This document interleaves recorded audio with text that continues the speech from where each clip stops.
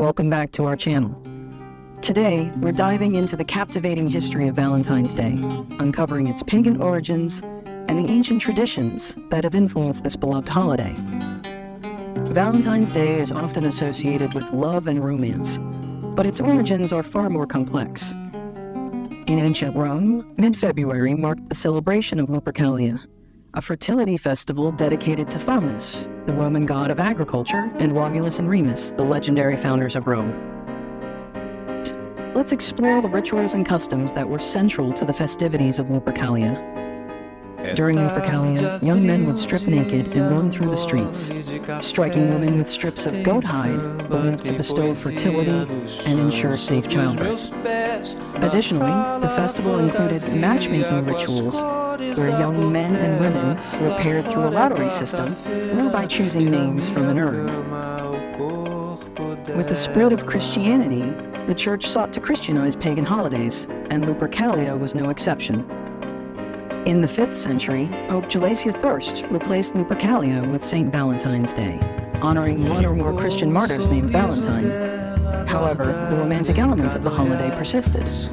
Today, Valentine's Day is synonymous with love and affection. But how did it become associated with romantic gestures and expressions? Over time, Valentine's Day evolved into a celebration of romantic love, with the exchange of handwritten notes, flowers, and tokens of affection. The enduring symbols of Cupid, hearts, and roses have their roots in ancient mythology and have become synonymous with love and romance. As we conclude our exploration, we've unraveled the fascinating history of Valentine's Day, tracing its origins from ancient fertility festivals to modern-day expressions of love. Remember, whether you celebrate with grand gestures or simple acts of kindness, Valentine's Day is an opportunity to cherish the ones we love and appreciate the rich tapestry of history behind this beloved holiday. Thank you for joining us on this journey. Don't forget to like, share, and subscribe for more insights into the intriguing intersections of history and culture. Until next time, spread love.